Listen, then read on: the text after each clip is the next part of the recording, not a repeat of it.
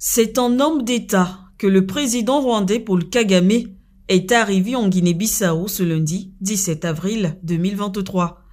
Tous les honneurs lui ont été réservés au cours de cette visite de travail par son homologue de Guinée-Bissau, le général Umaro Sissoco Embalo.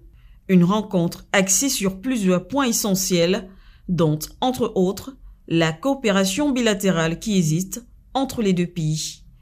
Après un tête-à-tête entre les deux présidents, des discussions bilatérales se sont tenues entre les différentes délégations, le tout soldé par la signature des protocoles d'accord.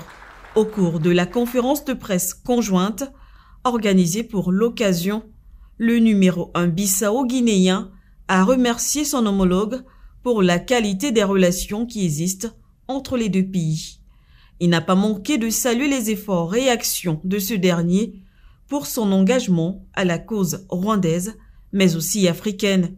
De son côté, le chef de l'État rwandais est revenu sur la nécessité de renforcer leur coopération.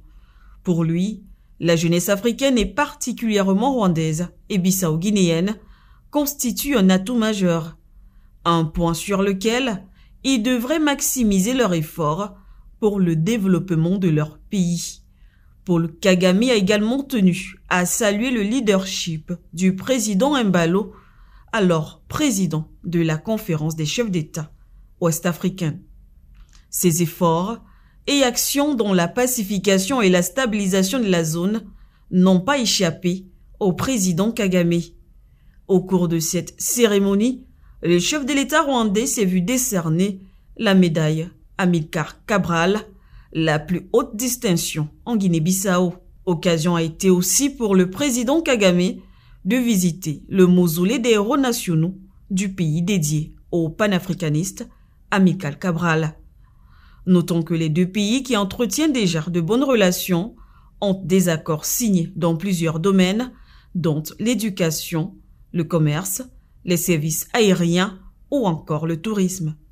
Rappelons que, en mars 2022, le président Umaro Sissoco Embalo avait effectué une visite officielle de 3 jours au Rwanda, l'objectif étant de renforcer davantage la coopération bilatérale entre les deux pays. À cet effet, plusieurs protocoles d'accord sur la coopération économique, l'éducation, le tourisme avaient été signés par les ministres des Affaires étrangères des deux pays.